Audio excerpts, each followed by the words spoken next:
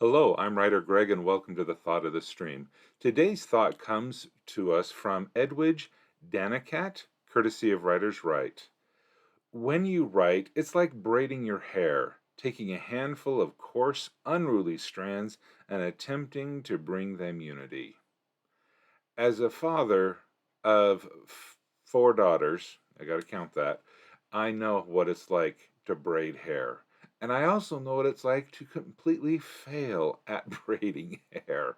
It is really difficult to get those long strands and get them all in shape and to get them to do what you want, especially if they may have missed a day of conditioning or worse, a day after swimming.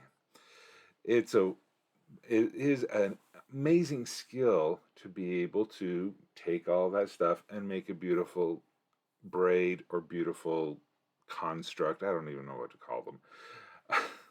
But the point of the matter is it takes practice.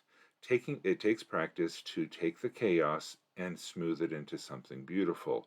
And that is what we do as writers. I think that Edwidge is correct on this. When we write, we practice taking out of chaos something that and making something that is beautiful and making something that is polished. And you know what?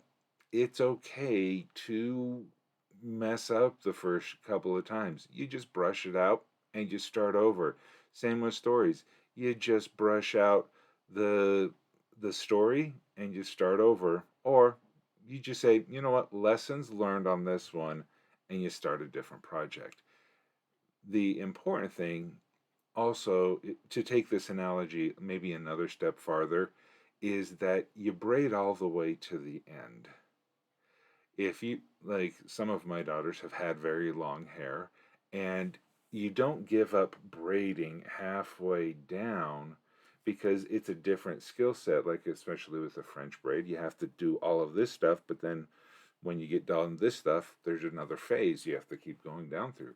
And that is an important thing to learn, is the transition from one phase to a second, and then also down all the way to the end.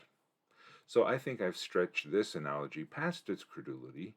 So thank you so much for joining me today on the morning marches and the thought of the stream. And I do hope that you join me for morning marches here on twitch.tv or on the midday marches at youtube.com. Thank you so much. I do hope you have a great day. And until we meet again, keep on writing.